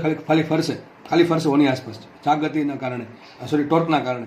બરાબર છે? હવે માનો કે ઉપર બળ લાગે છે કુલ 2F, માનો કે બહુ વધારે બળ લાગે છે અને આજે સપોર્ટ છે એ રિએક્શન જે આપવા સક્ષમ છે એનાથી વધારે બળ લાગ્યું તો શું થશે? શરૂઆતમાં આ રિએક્શન પેલા બળ વધારે છે તો રિએક્શન વધશે. પણ જેમ જેમ આ 2F નું મૂલ્ય માનો કે વધી ગયું R ની મેક્સિમમ વેલ્યુ કરતા, તો શું થશે? સળીઓ છે એ પેલા O પોઈન્ટથી તૂટી જશે. ટૂંકમાં ધીમે ધીમે પોતે આગળ વધશે, જોડે જોડે ફરતો પણ રહેશે આ પ્રમાણે. કેમ કે એના પર ટોર્ક તો બળ લાગે છે, ટોર્ક તો લાગશે જ. સમજ પડે કે નહીં? તો આ પ્રમાણે થશે. તો અહીંયા આપણે ચાગગતીય સંતુલન પૂરું કરું છું, જોડે જોડે રેખીય સંતુલન પણ મેં પૂરું કર્યું. બરાબર છે? એક જ દાખલો ગણી લઈએ પછી આપણે લેક્ચરને વિરામ આપીએ. ચલો, તો the question is on your screen. If you can solve it. બરાબર? સ્ક્રીનની સામે તમારો પ્રશ્ન દેખાય છે. જો તમને આવડતો હોય તો તમે ગણી શકો છો. જો કે આટલું ગણાવ્યા પછી કદાચ થોડોક તો આઈડિયા આવવો જોઈએ કે શું કરવાનું છે. ક્વેશ્ચન વાંચીએ. શું છે? એક સળિયો છે. બરાબર છે? સળિયાને પોતાનું વજન કંઈ આપ્યું નથી, કોઈ વજન નથી આપ્યું. બરાબર? હવે એના પર કેટલા? 1, 2, 3, 4 અને 5, 50, 60, 30, 40, 100 આવા બળ લાગે છે. બધા બળ અલગ અલગ જગ્યાએ લાગે છે, એક જગ્યાએ લાગતા નથી. તો જ્યારે બળ અલગ અલગ દિશામાં લાગતા હોય અને અલગ અલગ સ્થાનો પર લાગતા હોય તો ચાન્સીસ રહે કે ટોર્ક લાગશે. વિચારો, આ શું ટ્રાય કરે? આમ સીધી ખબર પડે. આ જો આમ પેન હોય, પેન પડેલી હોય, ઉપરથી બળ લાગે છે 100 ન્યૂટન. વિચારો તો શું ટ્રાય થાય? નીચે લઈ જવાનું ટ્રાય કરે. સમજ પડે? સીધી વાત છે. આ 40 ન્યૂટન શું ટ્રાય કરે? પેનને ઉપર લઈ જવાનું ટ્રાય કરે. પછી આ 30 ન્યૂટન શું ટ્રાય કરે? પેનને, વિચારો, કેમ કે ઓ ને આસપાસ કેમ ફેરવાનું ટ્રાય કરે? આમ ફેરવાનું ટ્રાય કરે. આ રીતે 30 ન્યૂટન આ બાજુ ને આ બાજુ. જો બળ કઈ બાજુ છે એ પણ બહુ જરૂરી છે. 30 ન્યૂટન આ બાજુ હોય તો શું ટ્રાય કરે? નીચે લઈ જવાનું ટ્રાય કરે. 30 ન્યૂટન આ બાજુ છે શું ટ્રાય કરશે? ઉપર લઈ જવાનું, વિષમઘડી દિશામાં ફેરવાનું ટ્રાય કરશે. એટલે બળનું મૂલ્યનું મહત્વ છે, જોડે જોડે બળના સ્થાનનું પણ મહત્વ છે. જો ક્વેશ્ચન જોડે વાંચો છો. O બિંદુ પર લાગતું પરિણામી ટોર્ક મેળવો. ચલો, નીચે તમને ડિસ્ટન્સ આપેલા છે કે આ બે વચ્ચે અંતર 2 મીટર છે, આ બે વચ્ચે અંતર 3 મીટર છે, આ અંતર 1 મીટર છે, O અને 40 મીટર વચ્ચે અંતર 1 મીટર છે અને 40 ને 100 વચ્ચે અંતર 4 મીટર છે. હું બધા અંતર લખી દઉં છું ઉપર. તો આ બે વચ્ચે અંતર 2 મીટર છે, ખાલી બે જ લખું છું. 2 મીટર અંતર. અહીંયા અંતર છે 3 મીટર. કોની વચ્ચે? આ બે પોઈન્ટ વચ્ચે. બરાબર? પછી અહીંયા અંતર છે 1 મીટર, તો અંતર 1 મીટર છે. ઓકે, ચલો, અહીંયા પાછું અંતર છે 1 મીટર આ બે વચ્ચે, અને લાસ્ટમાં 40 અને 100 વચ્ચે અંતર છે 4 મીટર. તો તમને અંતર લખી દીધા છે. તો પડી ગયા આટલી. ચલો આગળ વધીએ આપણે. હવે આપણે શોધવાનું છે ટોર્ક. તો શું કરવાનું? ફટાફટ એક બળ પકડવાનું. આમાં કપલની કંઈ વાત આવતી જ નથી, કારણ કે ઘણા બધા બળો છે એટલે કપલ તો ડાયરેક્ટ યુઝ નહીં થાય. તો શું કરવાનું? જેટલા બી બળો છે એ બધા બળોના કારણે આપણે O પર કીધું છે, એક જ પોઈન્ટ પર ટોર્ક શોધવાનું છે. O પર કેટલું ટોર્ક લાગે એ શોધવાનું છે. ચલો આગળ વધીએ આપણે. તો 50, 60, 30, 40 ને 100. આપણે કામ કરીએ, 50 ને લેવાય. ચલો, 50 ન્યૂટન અહીંયા કહી દઉં છું આના કારણે torque 1, torque 2, torque 3, torque 4, torque 5 આમ લાઈનમાં જશું. 1, 2, 3, 4, 5. તો હું ટોર્ક 1 લખું એટલે 50 નું આવશે, ટોર્ક 3 લખું એટલે 30 નું આવશે, ટોર્ક 4 આનું, ટોર્ક 5 આનું. હું પડી ગઈ. ચલો લખીએ પહેલાં ટોર્ક 1. અને સંજ્ઞા પદ્ધતિ કઈ વાપરશું? વિષમઘડી હોય તો ધન લેશું ને સમઘડી હોય તો ઋણ લેશું. તમે એની ઉલટી વાપરશો તો કંઈ ફરક પડશે નહીં. ચલો આપણે ફટાફટ દાખલો ગણીએ. તો 50 ન્યૂટનના કારણે O પર ટોર્ક. તો ચલો સૂત્ર શું આવે? બળ ગુણ્યા લંબંતર. ચલો, બળ તો આમ છે 50 ન્યૂટનનું, તો બળ આવશે 50 ન્યૂટનનું. ઓકે, લંબંતર કેટલું? તો વિચારો લંબંતર કેટલું થાય? ઓથી આટલું થાય ને. કેટલું આવશે? 2 અને 3, 5 ને 1, 6. કેટલું અંતર થાય? આટલું થાય ને બે વચ્ચે. 50 અને O વચ્ચે અંતર કેટલું થશે? 2 ને 3, 5 ને 1, 6. તો કેટલું આવશે? × 6. હવે આમ ફેરવવાનું, ફેરવો આ બાજુ. કઈ તરફ ફેરવાનું? એની જે દિશામાં બળ જાય છે એ દિશામાંથી O તરફ ફેરવવાનું. કઈ દિશામાં ફરશે? આ વિષમઘડિત કેવું આવશે? પ્લસ આવશે. તો કેટલું આવશે? 300. કેટલું ટોર્ક ઉત્પન્ન કરે? 300 ન્યૂટન. ચલો ટોર્ક 2 લો ફટાફટ. આમાં કંઈ વાર લાગે ને દાખલા ઘણો મજા આવે આમાં, કારણ કે કોન્સેપ્ટ ખબર હોય એટલા માટે. હજુ 60 ન્યૂટનના કારણે ટોર્ક. તો એટલે એક કામ કરીએ, આપણે મૂલ્ય લખી નાખીએ પહેલાં. બળનું મૂલ્ય કેટલું? 60 ઇન્ટુ ડિસ્ટન્સ કેટલું? બે વચ્ચે ડિસ્ટન્સ જો આટલું લંબંતર. બધા લંબંતર જ થશે. બરાબર છે? બળ બધા સીધા જ છે એટલે લંબંતર. જો આમ બળ ત્રાસું આપે તો તમારે ઘટક પાડીને લંબંતર લેવું પડે. ચલો આપણે આ લઈ લઈએ. તો કેટલું લંબંતર આવશે? 2 ચલો આટલું 3 ને 1 4. કેટલું લંબંતર આવશે? 4. તો 6 ચોક 24, 240 ન્યૂટન મીટર. હવે જોવું પડશે ધન છે કે ઋણ. ચલો આ શું ટ્રાય કર્યા? ઉપર જાય તો ઉપર તરફ જવાનું, જે દિશામાં જાય એ દિશામાં જવાનું. ઉપર તરફ જઈને ઓ તરફ ફેરવો. શેમાં ફેરવ્યા? સમઘડીમાં ફેરવો. તો કેવો આવશે? માઇનસ. ભાગ આવશે માઇનસ. ટોર્ક 3 લઈ લઈએ. ચલો ટોર્ક 3. ચલો મૂલ્ય કેટલું એનું? બળનું મૂલ્ય 30. બળનું મૂલ્ય 30 ગુણ્યા લંબંતર. ચલો લંબંતર કેટલું છે? 2 વચ્ચે. આ લંબંતર છે ને, આ લાગે તો આમ લંબાઈ દેવાનું. કેટલું લંબંતર આવશે? 1. તો લંબંતર આવશે 1. તો ટોર્ક આવશે કેટલું? 30 ન્યૂટન મીટર. દિશા દેવાની બાકી છે, સોરી પ્લસ માઇનસ દેવાની બાકી છે. ચલો જોઈએ. તો શું આમ ફેરવો? કઈ દિશામાં ફરે છે? વિષમ ઘડીમાં. તો કેવું લેશું? પ્લસ. તો આવશે પ્લસ. આ પણ પ્લસ. ઓકે. ચલો આગળ વધે. Torque 4. Torque 4 is equal two જુઓ 40 ન્યૂટનનો પદાર્થ છે, સોરી 40 ન્યૂટનનું જો બળ છે એ કેટલું દૂર છે ઓથી? તો લંબંતર છે 1 મીટર. કેટલું લંબંતર છે? 1 મીટર. અને બળ છે 40 ન્યૂટનનું. દિશા કઈ છે? તો જોઈ લઈએ આપણે જોડે. દિશા કઈ છે? વિષમ ઘડી. તો શું ટ્રાય કરે?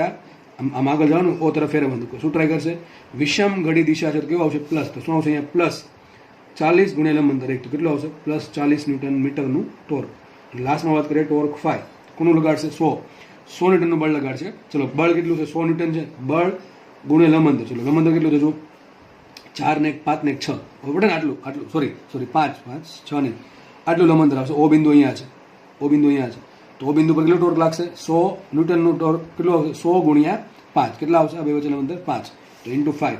દિશા કઈ છે જોવાની? દિશા ફેરવવાના આમ તરફ. બરાબર. કઈ દિશામાં ફરશે? સમઘડી દિશામાં. તો કેવો આવશે? માઇનસ. કેટલો આવશે? -500. ડાયરેક્ટ કડાકો જ બોલાવી દીધો -500. તો પરિણામી ટોર્ક ઇઝ ઇક્વલ ટુ, તો દાખલો ઇઝી છે, બહુ ઇઝી છે. બરાબર છે. દાખલા આવા પૂછાય છે. હો ભાઈ, અગર રમત જ ચાલતી કે તમને મજા કરાવું. બરાબર. તો ટોર્ક બરાબર શું છે? જો ચલો પેલા આપણે બધા સરવાળો થાય છે, બધાને સરવાળો કરી દો. તો કેટલા આવશે? અથવા આમ કહી શકો, જો આ -240 અને +40. કેટલા? -200 -200 છે અને પાછા -500 એટલે -700 થયા. -700 માંથી 300 બાદ કરો એટલે કેટલા? -400 વધે. અને -400 માંથી તમે 30 એડ કરો. કેટલા? -400 માં 30 એડ કરો. શું વધશે? -370. કેટલું વધશે? -370 ન્યૂટન મીટરનું ટોર્ક વધશે. આજે માઇનસ આવ્યું શું બતાવે? આપણે માઇનસ કોને કીધું? ટોર્કનું. સમઘડીને કે વિષમ ઘડીને? સમઘડીને. તો આ વસ્તુ છે એ સમઘડી દિશામાં ફરશે. શું મતલબ થાય? કે આજે જે સળીઓ છે એ ઓની આસપાસ સમઘડી આમ ફરશે. આ રીતે આ પ્રમાણે આમ ફરશે સમઘડી દિશામાં. કારણ શું? ટોર્ક આવ્યું માઇનસમાં અને ટોર્ક માઇનસમાં આપણે કોને ગણીએ છીએ? સમઘડી દિશાને. તો તમે એવું ધાર્યું હોત કે ભાઈ સમઘડી દિશા ધન લેવી અને વિષમ ઘડી ઋણ લો તો તમારો આન્સર ધન જ આવત. ધન શું વધારે? સમઘડી જ થાય. ટૂંકમાં તમે સંજ્ઞા પદ્ધતિ કોઈ પણ લેશો પણ તમને છેલ્લે આન્સર ખબર પડવી જોઈએ. આન્સરને ઇન્ટરપ્રિટેશન કરતા ખબર પડવી જોઈએ કે મારી સંજ્ઞા પદ્ધતિ પ્રમાણે આ શું કહેવા માંગે છે. મારી સંજ્ઞા પદ્ધતિ શું છે? કે સમઘડી ટોર્કને કેવું ઋણ અને વિષમ ઘડી ટોર્ક હોય એને કેવું ધન. તો મારો આન્સર કેવો આવ્યો? ઋણ આવ્યો. મતલબ ટોર્ક ઋણ છે. ઋણ ટોર્ક કેવું છે? સમઘડી. બરાબર. તો વસ્તુ શું કરશે? વસ્તુ છે એ સમઘડી દિશામાં ફેરવવાનું ટ્રાય કરશે. એનું કારણ એ છે કે 100 ન્યૂટનનું બળ એ મોટું છે અને અંતર એ બહુ વધારે. કેટલું અંતર છે? 5 મીટર. આ અંતર કેટલું છે? 6 મીટર. ન્યૂટન બળ ખાલી 50 ન્યૂટનનું જ છે. એટલે ન્યા વાંધો આવ્યો. જો અહીંયા 100 ન્યૂટન જગ્યાએ 10 ન્યૂટનનું ટોર્ક હોત, કેટલું હોત? સોરી 10 ન્યૂટનનું બળ હોત તો ટોર્ક મારા મતે લગભગ વિષમઘડી દિશામાં આવત અને તો વસ્તુ શું ફરત? તો વસ્તુ વિષમઘડી દિશામાં ફરત. સમજ પડે કે નથી પડતી? દાખલો એકદમ ઇઝી છે અને આવા દાખલા આપણે નેક્સ્ટ લેક્ચરમાં ફરીથી ટ્રાય કરીશું વધારે ગણવાની. બરાબર છે. તમને દાખલા મળે તો તમારે જોડે છે ને ચેપ્ટર ભણતા જાઓ. જોડે એલન કે તમે જો બીજું કોઈ પણ મટીરિયલ યુઝ કરતા હો એ મટીરિયલ તમે સોલ્વ કરવા માંડો. આ ચેપ્ટર બહુ ઇઝી છે. નીટ માટે, જી માટે બહુ ઇઝી, બહુ આઈએમપી ચેપ્ટર છે. નીટ માટે ભાઈ 3 પ્રશ્નો આમાંથી આવે છે નોર્મલી. બરાબર. એવું કંઈ છાપો નથી લખ્યો કે 3 પ્રશ્ન પૂછવા છે. એનું મન થાય તે કંઈ નહીં પૂછે. પણ નોર્મલી તમે પાછળના વર્ષનો ટ્રેન્ડ જુઓ અને ચેપ્ટરનું ઇમ્પોર્ટન્સ જુઓ તો 3 પ્રશ્નો આમાંથી પૂછાય છે. બરાબર. તો ચેપ્ટર આપણે સ્કીપ કરી શકીએ જરાય નથી. અને ચેપ્ટર જેટલો ઇન્ટરેસ્ટ રાખશો એટલે ચેપ્ટરમાં મજા આવશે. કારણ કે ચેપ્ટર જેમ થોડુંક તમે પ્રેક્ટિકલ જોડે પણ એને કોરિલેટ કરી શકશો તો ચેપ્ટર ભણવાની પણ તમને મજા આવશે. તો જો ઇન્ટરેસ્ટથી ભણશો તો જ મજા આવશે. જો ઇન્ટરેસ્ટ નહીં હોય તો ક્લાસમાં ભણાવો કે ઓનલાઈન ભણાવો કંઈ ફરક પડતો જ નથી કોઈ વ્યક્તિને. બરાબર છે. જેટલી મહેનત મારા તરફથી થાય છે એટલી મહેનત તમારા તરફથી થવી જોઈએ. એકાદે તાળી વાગે નહીં. જો તમારે માર્ક્સ મેળવવા હોય તો 100% તમારે મહેનત કરવી પડશે અને આવા સમયનો 100% તમારે યુઝ કરવો પડશે. તો આપણે બધા કરતાં આગળ વધશું અને તો કંઈક આપણું મેરિટ લિસ્ટમાં આગળ નામ આવશે. બાકી છેલ્લે નામ કંઈક આવશે તો પછી કંઈ કરી શકશો નહીં. બરાબર. તો લેક્ચર જોતા રહેવા, જોડે બીજું મટીરિયલ સોલ્વ કરતું રહેવું. એમાં પહેલાં ટ્રાય કરવાની, મેક્સિમમ ટ્રાય કરવાની, પોતાને આપવાનું. ઘણા લોકોને ટેવ હોય એક વખત વાંચે નો આવડે ડાયરેક્ટ સરને સવાલ પૂછી લે. એમ નહીં, થોડુંક જાતે વિચારો. જે જે ક્વેશ્ચન છે એને તમે જે ભણેલા છો એની જોડે ચોપડામાં થોડું કોરિલેટ કરી દો અને કોરિલેટ કરીને બેને ભેગું કરવાનું ટ્રાય કરો કે આ દાખલામાં સરે આમ કરાવ્યું છે, આ દાખલાને જેવો જ છે, તો જો આમાં આમ કરું શું આન્સર આવી જાય? જો આવી જાય તો ટ્રાય કરો, જો ન આવે તો ફરીથી કંઈક બીજું વિચારો. છતાં પણ જો ન આવડે તો શું કરો, મને કોન્ટેક્ટ કરો, પૂછો. કોમેન્ટ સેક્શનમાં તમે કોઈ ક્વેશ્ચન લખી શકો છો, અથવા પર્સનલી નીચે નંબર આપેલો છે ડિસ્ક્રિપ્શનમાં, એમાં તમે જઈને મને વોટ્સઅપ કરી શકો છો. બરાબર છે? હું જ્યારે ફ્રી થઈશ ત્યારે તમારો આન્સર 100% તમને મળી જશે વહેલા મોડો. બરાબર? તો લેક્ચર અહીંયા રાખીએ, અને લેક્ચર જોવા બદલ બધાનો ખૂબ ખૂબ આભાર. Thank you so much. ધન્યવાદ.